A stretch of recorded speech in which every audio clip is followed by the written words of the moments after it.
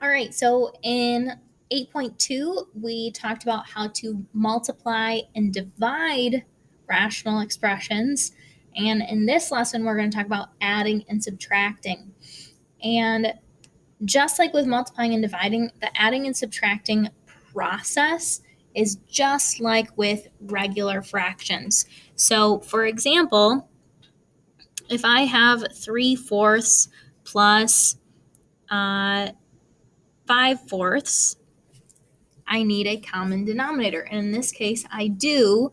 So I would just simply add across on the numerators and then simplify if I can, which in this case I could. I would just have 2. The same thing applies here. So look at number 1. X minus 3 over x plus 2 plus x minus 2 over x plus 4. So these two denominators are the same, which means I can simply add the numerators together. So I have x minus 3 plus x minus 2 over our common denominator. And then I'm going to combine like terms, which is 2x minus 5 over x minus 4. I cannot simplify this, so that's it. All right, subtraction. I have a common denominator, so I can go ahead and subtract the numerators. And subtraction can get a little tricky because you have to remember that this subtraction applies to your entire numerator, not just the 6x, but also this 1 here. So when I simplify this, I'm going to do 3x minus 6x. And then I'm going to do negative 4 minus 1, which gives me minus 5. Denominator stays the same. I cannot simplify this, so that's it.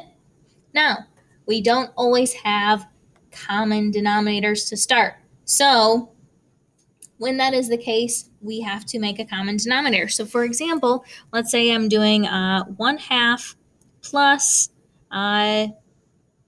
4/3. Okay, what would I do? I would say, okay, I can make these both into a denominator of 6, for example. So I would multiply both the top and the bottom here by 3, both of these by 2. I would have 3/6 plus 8/6. And then I would follow the same procedure as above. Add my numerators together, keep the denominator the same. We are going to follow the same process, except our rule of the unit is to factor first, and then we're going to make it so our denominators match. And factoring is going to make it much easier to see how those denominators are going to match up.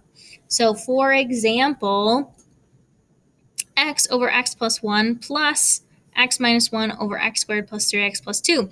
You might look at this and think, how am I going to get this denominator to match this denominator? Well, rule of the unit is to factor whenever it's possible. So look at this denominator. I can factor this. I'm just going to write it right here underneath instead of rewriting the whole thing. I'm going to have x and x, and I want to multiply to 2 and add to 3. So that's 1 and 2. So look, my denominator is actually x plus 1 times x plus 2. So what do I need to do to make this denominator match? Well, it already has x plus 1. What it needs is x plus 2. So I'm going to multiply by x plus 2. But remember, whatever you do to the denominator, you must also do to the numerator. So we have to multiply the numerator also by x plus 2. Now we add together. So x plus 2 times x plus x minus 1 over x plus 2 times x minus 1. Now, here's again something I see all the time. Students will say, oh, cancel, cancel. Can't do that because look at this. Not connected by multiplication. That's addition right there. So we're going to go ahead and simplify the top. So I'm going to distribute that x, which is x squared plus 2x, and then combine like terms where I can. So I have x squared plus 3x, that's the 2x and the x there, minus 1. And you can leave your denominator in the factored form like that. Okay, number 2. First step, factor if possible. Can't do anything with a monomial. 3x minus 2, can't do anything with that. 2x minus 3, can't do anything with that. 6x minus 9 has a common factor of 3. If I take 3 out, I'm left with 3 times 2x minus 3. Hey, so now I can see if I just multiply both the top and the bottom of the first fraction by 3, I'm now going to have a common denominator. That's 9x plus my other numerator over 3 times 2x minus 3. I can add that, so 12x minus 2 over 6x minus 9. That's your final answer there. Okay, subtracting is the same. It's the same process. It's just you're going to subtract the numerators instead of adding the numerators.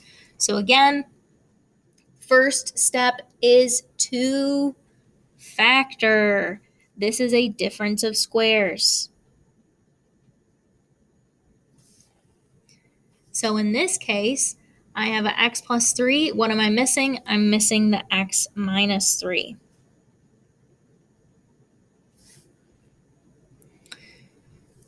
So I have 2x squared minus 30 minus x plus 5 times x minus 3 all over x plus 3 and x minus 3. Okay, now this is where it gets a little tricky. What you have to remember is that this minus applies to everything here. Okay, so things can get a little messy and it can be hard to kind of keep track of what's going on. So you have to be very careful with your work and writing everything out. First thing I'm going to do is FOIL this. So x times x is x squared. Then I have a minus 3x and a plus 5x and minus 15. So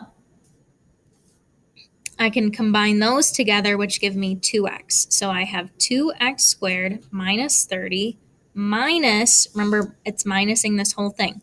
So x squared plus 2x minus 15 all over x plus 3 and x minus 3. Okay, now we do the subtraction. 2x squared minus x squared is x squared. Then I have a minus 2x, and negative 30 minus negative 15 becomes plus 15, and negative 30 plus 15 is minus 15 all over x plus 3 times x minus 3. Oof.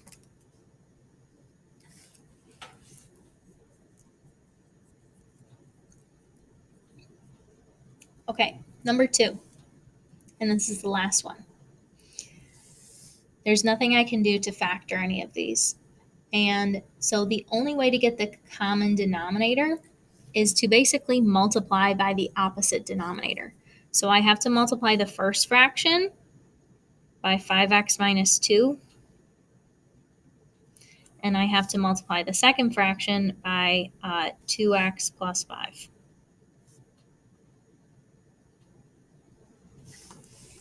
And that's the only way we're going to get the denominators to be the same. So I'm going to do some FOILing right away.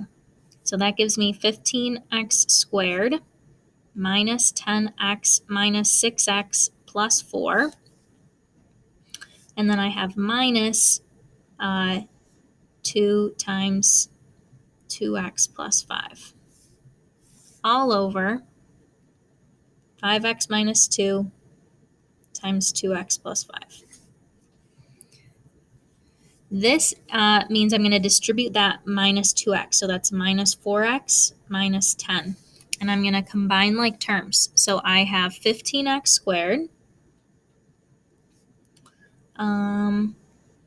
10 and 6 and 4 gives me minus 20. 4 minus 6 is, or 4 minus 10 is negative 6.